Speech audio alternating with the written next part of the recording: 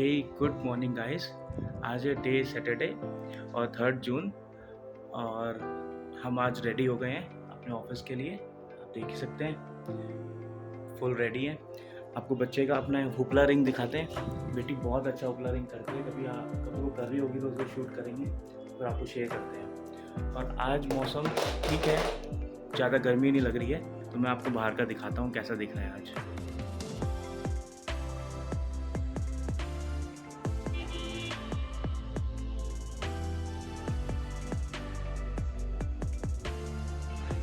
नाश्ते में है अपना वाटरमेलन जूस, जैसे हम रेगुलर करते हैं। एक ड्रिंक हमारा होना चाहिए और ये ड्रिंक ना हमेशा नाश्ते से पहले होना चाहिए। जब भी कुछ आप सुबह सबसे पहली मील ले रहे हैं उससे पहले एक जूस या कोई शेक ज़रूर होना चाहिए और साथ में लोबिया चाट। ये एकदम परफेक्ट है, परफेक्ट कॉम्बिनेशन। हल्की रहेगी और इसके बाद लंच में अच्छी भूख भी लगेगी। तो फिर इसको फिनिश करते हैं, फिर चलते हैं। तो सब कुछ फिनिश कर दिया, थोड़ा सा भी नहीं छोड़ा।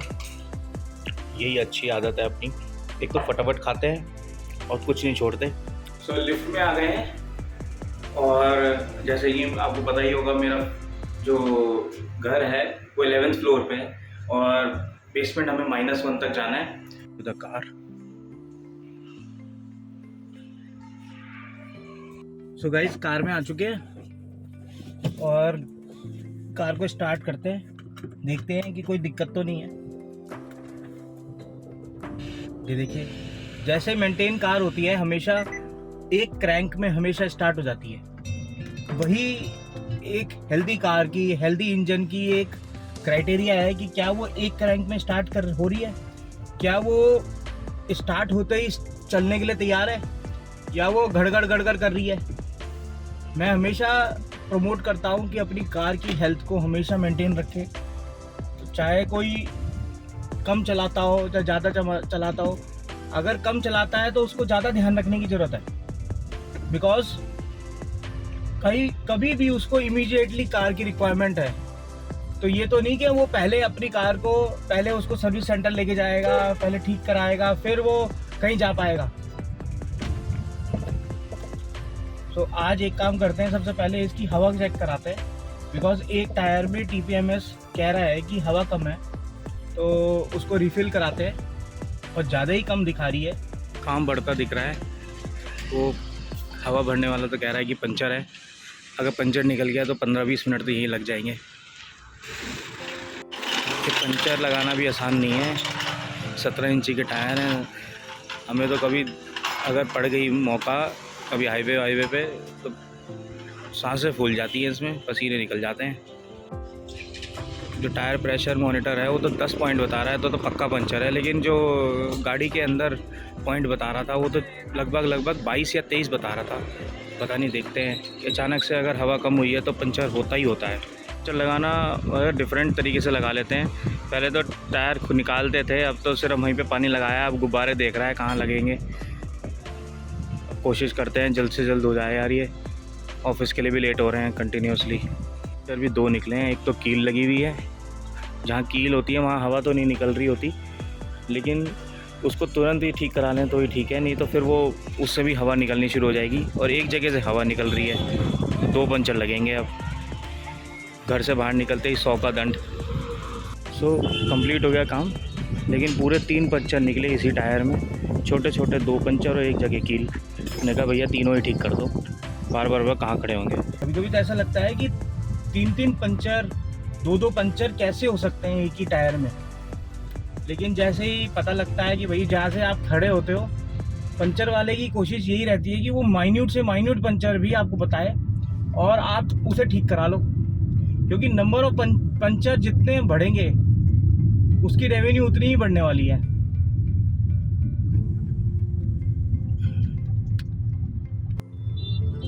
मोबाइल होल्डर का रिव्यू देख के मोबाइल होल्डर खरीदा, लेकिन मोबाइल होल्डर उतना खास नहीं लगा, क्योंकि कहीं ना कहीं ये थोड़ा सा शेकी है। भाई अगर हमने कोई एक स्क्रू है, वो स्क्रू चाहे छोटे हैं चाहे बड़े हैं, लेकिन जितने वेट के लिए आप बने हो एटलीस्ट उतना वेट तो कैपेसिटी आपकी 100% होनी ही चाहिए। रोज की रोज या सुबह शाम एक बार स्क्रू जो है इसके तीनों स्क्रू एक बार चेक करने पड़ते हैं कि भाई वो कहीं हिल तो नहीं रहे हैं। मैं और लोगों के मोटो ब्लॉगिंग वालों के देख रहा हूँ, वो कई बार विंडशील्ड वाले उन्होंने रखे हैं, उसमें मुझे लगता है कि कम स्क्रू होंगे, तो हमें शायद वो भी हम मैनेज कर सकते हैं। आज हमने थोड़ी टायर में हवा एक्स्ट्रा ही डलवा ली, क्योंकि वो पता नहीं क्यों 34-35 को उसका पैरामीटर, उसका जो मीटर था वो पता नहीं क्यों 30 पकड़ रहा था। या तो हमारी नाइट्रोजन गैस फिल थी ऑलरेडी, और अब हमने नॉर्मल गैस हमें भरवानी पड़ी, बिकॉज नाइट्रोजन के लिए थोड़ी अलग जगह जाना पड़ता और वो घर के आसपास है भी नहीं। तो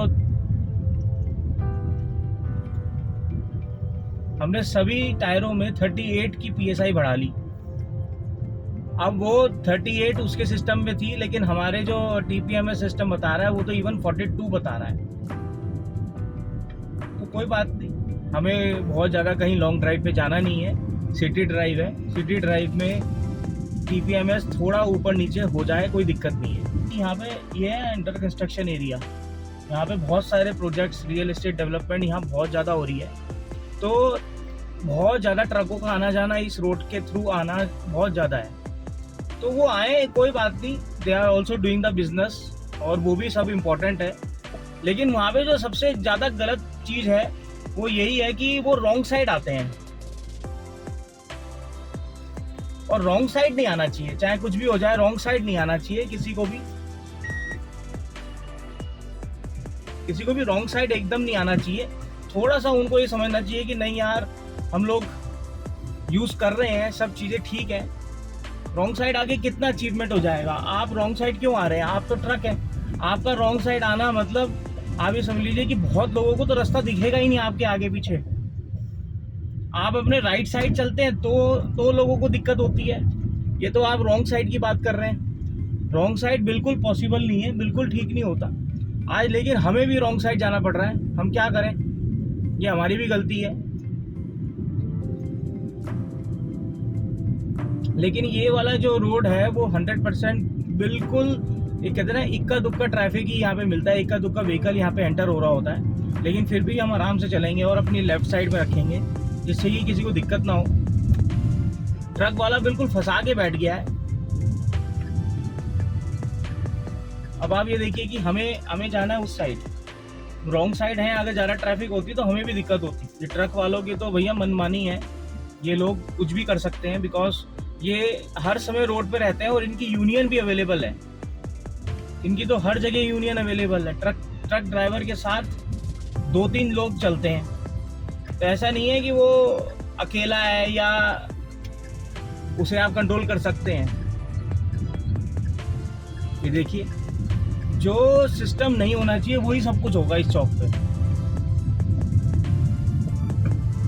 आप गाड़ी के आगे से बाइक निकाल रहे हैं, लेकिन आप ये नहीं देख रहे हैं कि कोई पीछे से भी आ सकता है। मेरी तो आदत है, जब हमारे ब्लाइंड स्पॉट कोई साइड का बन जाता है, लेफ्ट या राइट, कोई गाड़ी को हम ओवरटेक कर रहे होते हैं कम स्पीड पे, तो 100% चांसेस हैं कि कोई ना कोई दूसरी साइड से रोड क्रॉस कर रहा होगा। तो उस समय पे बिल्कुल अपने व्हीकल को स्लो डाउन रखो। अगर जिसे आप ओवरटेक कर रहे हैं वो स्लो डाउन है, तो आपको उसकी स्पीड से मैच करना चाहिए ऐसी जगह पे, बिकॉज कुछ भी हो सकता है। आप जरा सी थोड़ी सी स्पीड तेज होंगे, आप बाइक वाले को उड़ा देंगे, आपकी गाड़ी में डैमेज होगा, और बाइक वाले का तो क्या ही होगा, वो तो भगवान ही मालिक होगा फिर उसका। आज अपना नाश्ता बहुत बढ़िया हो गया, क्योंकि वाटरमेलन जूस बहुत दिनों से पिया नहीं था, और वाटरमेलन गर्मी का एक तोहफा है।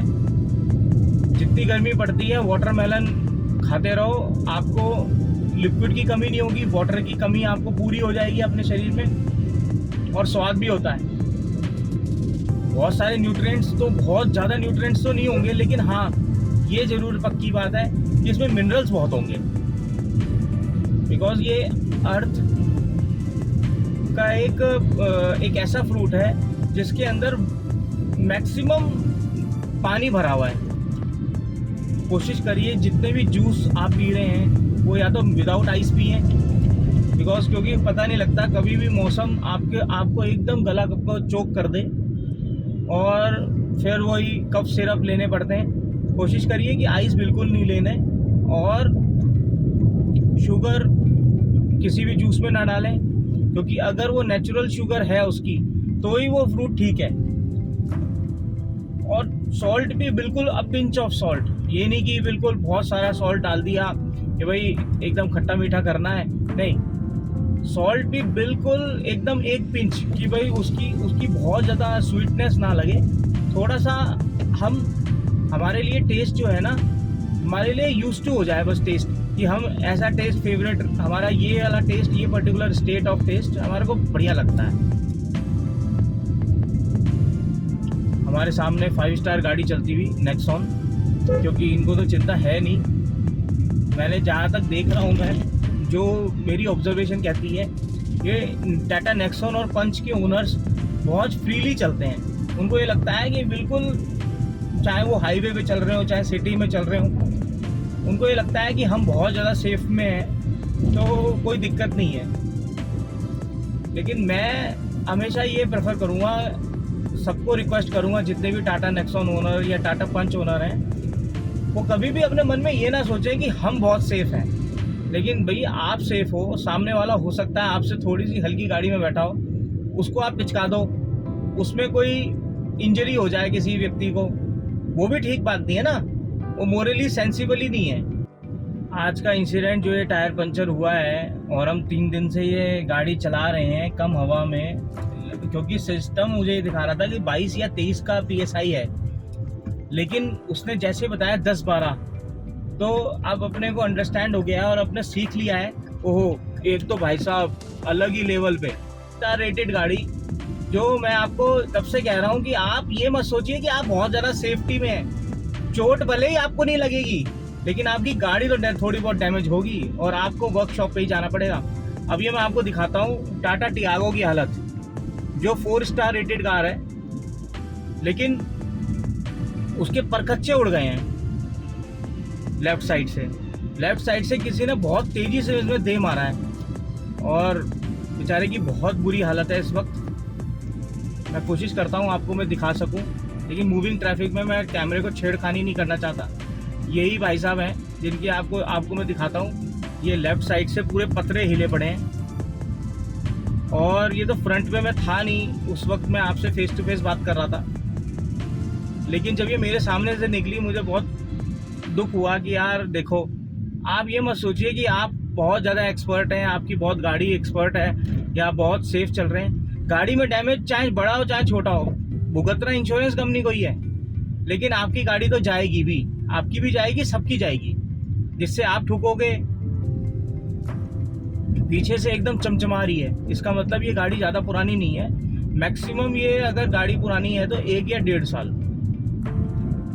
तो कोशिश करते हैं अगर ये पकड़ पाया मैं इसे, दिख तो रहा ही है वैसे कि ये बिल्कुल परखच्चे इसके उड़ चुके हैं। अभी भी भाई साहब अनएक्सपेक्टेड ब्रेक मार रहे हैं, तो कहीं ना कहीं या तो ये अभी न्यू ड्राइवर हैं, बट कुछ भी हो, मैं तो प्रे करूँगा कि जिससे इसका एक्सीडेंट हुआ है वो भी बंदा सही हो, क्योंकि ये तो, इनमें तो डेथ होती ही नहीं है। टाटा वालों में तो ना डेथ होती है, ना इंजरी होती है, ना कुछ होता। तो इसलिए मेन, और इसके शीशे विशे भी फूटे पड़े हैं आगे के।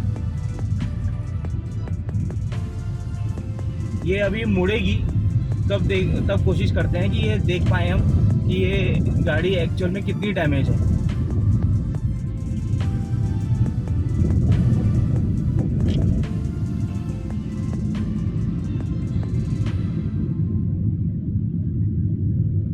एंड गाइज, ये व्लॉग है, ये इंफॉर्मेटिव व्लॉग है, इसका बिल्कुल किसी से इससे लेना देना नहीं है कि मैं कोई पर्टिकुलर एक टियागो ओनर की बात कर रहा हूँ। ये एक कम्युनिटी है कि हाँ, मुझे ऐसा लगता है कि टाटा की जो कार ओनर्स हैं वो रोड को अलग तरह से मानते हैं कि उनकी कार में कोई दिक्कत नहीं है, वो कार बहुत सेफ है। तो कोशिश करते हैं आपको दिखा सकें, बस हमें मूविंग ट्रैफिक में हमारी जो एथिक्स हैं, हम ये देखिए, वो तो बाइक वाले आ गए भाई साहब आगे बीच में। ये देखिए, ये स्थिति है टियागो की, ये स्थिति है, बिल्कुल फुटी पड़ी है टियागो। लेकिन एक बात है, ना ए पिलर में प्रॉब्लम है ना बी पिलर में प्रॉब्लम है, सिर्फ शीशे फुटे हैं। या तो ये वही सिचुएशन है, बिल्कुल सेम सिचुएशन में अभी थोड़ी देर पहले एक्सप्लेन किया कर रहा था, जो बाइक वाले मेरे आगे से अभी चौक पे क्रॉस किया, बिल्कुल सेम सिचुएशन है। इन भाई साहब ने, मुझे पूरा ऐसा लग रहा है कि इन भाई साहब ने किसी गाड़ी को क्रॉस कर रहे थे ये, लेकिन इनकी अपोजिट साइड से कोई गाड़ी आ गई। और ज़्यादातर ये मिनी हाथी, ये जो पिकअप हैं, ये ज़्यादा होते हैं। तो इन्होंने स्लो डाउन, ये तो अपना क्रॉस कर रहे थे, लेकिन वो मिनी हाथी या बोलेरो वाले ने बिल्कुल स्लो डाउन नहीं किया, उसने क्रॉस किया, ओवरटेक किया दूसरे व्हीकल को, और इसमें जाके वो पड़ी है। ये डैमेज ना बड़ा अनएक्सपेक्टेड होता है। आप सिंपली रोड पे ट्रैवल कर रहे हो, आप सिंपली रोड क्रॉस कर रहे हो, लेकिन हुआ क्या है कि जिसको आप क्रॉस कर रहे हैं उसके पीछे एक और गाड़ी है, उसने आपको ऑब्जर्व नहीं किया, या वो अपने बेसिक्स भूल गया कि भैया मैं अगर स्लो मूविंग व्हीकल को किसी ऐसी रोड पे ओवरटेक कर रहा हूँ जिसके आगे कोई गाड़ी आ सकती है या कोई इंसान भी आ सकता है, उसने स्पीड अपनी स्लो डाउन नहीं करी, तो इसमें जाके वो बढ़ गया। और उसके बाद तो आपको पता ही है फिर रोड पे क्या हुआ होगा। टियागो वाले की कम गलती है उस केस में, लेकिन फिर भी टियागो वाला जो है क्या कर सकता है, डांटा होगा उसने, लड़ाई करने की कोशिश करी होगी, झगड़ा किया होगा, लेकिन फिर भी बोलेरो वाले या कोई भी जो जिसकी गलती है ना, वो कभी भी ना अपनी गलती पहले तो मानते नहीं है। इवन गलती क्या, वो एक छोटा सा सॉरी भी नहीं बोलते कि भाई हाँ यार मेरे से गलती हो गई, मेरी वजह से तुम्हारा बहुत ज़्यादा नुकसान हो गया। वो इतना कुछ तो कुछ काम ही नहीं है, वो सिर्फ और सिर्फ अपनी बकवास बोलेंगे कि आप रॉन्ग साइड से घुस रहे थे, अपनी ये चल रहे थे, आपने मुझे देखा नहीं। तो कोशिश यही करें यार, बिल्कुल क्लियर अगर विजन है, क्लियर आपका जो रास्ता है वो क्लियर है, तो ही हमें क्या करना चाहिए, हमें उस रोड को क्रॉस करना चाहिए। अनएक्सपेक्टेड कोई भी एकदम आ जाए, आप यू कांट जज कि वो सामने वाला 80 किलोमीटर की स्पीड पे है या 40 की स्पीड पे है। अगर वो आपका और उसका टाइमिंग सेट हो गया और एक जैसा टाइम सेट हो गया, आप क्रॉस कर रहे हैं और वो भी क्रॉस कर रहा है, तो आपका कन्फ्लिक्ट, आपका एक्सीडेंट होना पक्का है। एक एक सेकंड की दूरी है, एक एक सेकंड की बात है, यहाँ पे मिनी सेकंड्स में एक्सीडेंट होते हैं। जितने भी बम्पर खराब होते हैं बैक साइड के, वो एक एक mm के चक्कर में होते हैं, एक एक mm पे। हर किसी को ड्राइविंग करनी बहुत सुपर आ जाती है, लेकिन कुछ लोग ओवर कॉन्फिडेंट होते हैं, वो तेज स्पीड में लेफ्ट या राइट कट ले लेते हैं। उससे बेटर क्या ऑप्शन होता है कि आप लेफ्ट या राइट कट जब ले रहे हैं तो आप एक तो ORVM अच्छे से चेक करें कि कोई गाड़ी आ तो नहीं रही है, और कोशिश करें कि आप अगर जरूरत नहीं है, आप अगर आपको लगता है कि ORVM में कोई लेफ्ट या राइट से आ रहा है, तो उस लेन को आप ना घुसें। कोशिश करके वहाँ पे आप ब्रेक मार लें, उस लेन में स्टैंड कर लें कि भाई यार एटलीस्ट राइट वाला तो ना मरे, मैंने ब्रेक मार लिया तो मुझे कितने देर लगेगी दोबारा गाड़ी को रीस्टार्ट करने में और वापस उसी स्पीड में पहुंचने के लिए। हार्डली 10 सेकेंड्स, हार्डली 5 सेकेंड में भी हो जाएगा काम, लेकिन हार्डली 10 सेकेंड के लिए हम क्या करते हैं, हम लेन चेंज कर देते हैं तुरंत। हमारे दिल्ली NCR में तो लेन का कंसेप्ट ही नहीं है कि भाई लेन है, लेन बनाती जरूर है गवर्नमेंट, लेकिन लेन मेंटेनेंस नहीं है। पहले तो रोड ही मेंटेनेंस बड़ी मुश्किल से होती है यहाँ पे, लेकिन फिर रोड मेंटेन हो रही है तो लेन मेंटेन नहीं हो रही। अब यहाँ पे ये देखिए, ये डिवाइडर लेस गाड़ी रोड है, अब यहाँ पे लेन मिटती जा रही है और अपनी वाली साइड पे लेन ही नहीं है, तो यहाँ पे लेन का कॉन्सेप्ट तो है ही नहीं दिल्ली NCR में। और ये लेन कॉन्सेप्ट जब तक नहीं आएगा, जब तक ये लेफ्ट राइट वाले जो है ORVM में हम देख के ऑब्जर्व ना करें, और तो एक्सीडेंट होते रहेंगे। चलिए गाइस, अभी तो ग्रीन लाइट है, कोशिश करते हैं अपनी 4-5 सेकंड्स में हम निकल जाएं, जिससे कि देखिए ऑटो वाले को अपनी सब्र नहीं है, मेरा रोड है लेकिन नहीं, वो निकलेगा। आज टेम्परेचर बहुत ज़्यादा है, क्योंकि गाड़ी में पता लग रहा है कि भैया आज गर्मी बहुत ज़्यादा होने वाली है, अभी गाड़ी तो सिर्फ 35 डिग्री सेल्सियस दिखा रहा है, लेकिन फिर भी कुछ पता नहीं है एक्चुअल में ये 35 होगा या 38 होगा। मैक्सिमम टेम्परेचर मुझे लगता है आज 41 जाना चाहिए, और वो 2-3 बजे 4 बजे के आसपास एक एक्सट्रीम गर्मी होती है। तो मैं तो हमेशा सोचता हूँ कि जितने भी लोग रनर एज ए राइडर जो one place to second place office के लिए काम करते हैं, या डिलीवरी बॉयज़ हैं यार, hats off to them, because वो सच में मतलब मैक्सिमम अपना काम कर रहे हैं। और जो हमारी लेबर भी है ना, जो एक सामान उठा के दूसरे जगह पे रख रही है, वो भी कहीं ना कहीं एक क्लोज्ड एनवायरनमेंट में काम कर रहा है, और उसको बैठने के लिए थोड़ा सा टाइम मिल जाता है, ऐसी बात नहीं है। लेकिन जो ये डिलीवरी बॉयज़ हैं, राइडर हैं, जो कंपनी में हमारे HDFC बैंक में, जो बैंक्स में, इंश्योरेंस कंपनीज में, या टेलीकॉम कंपनी में जो हमारे KYC कराने आते हैं यार, वो इतनी मेहनत करते हैं, मेहनत बहुत एक्सट्रीम मेहनत है। इतनी गर्मी में भी वही लोग एक जगह से दूसरी जगह सामान लेके जाते हैं हमारा। अगर आज मुझे ऑफिस में एक छोटा सा एनवेलप भी किसी को भेजना है ना, किसी दूसरे सर से साइन कराना है चेक, तो मुझे एकदम से याद आते हैं कि कौन से राइडर अवेलेबल हैं ऑफिस में, और वो राइडर अगर नहीं अवेलेबल है तो वो चेक मेरे पास ही रखा रह जाएगा और काम वहीं रुक जाएगा। वो इतनी गर्मी में भी, हमारे पे तो गाड़ी है, अगर हमें तो कहीं इधर उधर जाना है तो हमने तो गाड़ी चलानी है, AC चलाना है और चल पड़ेंगे।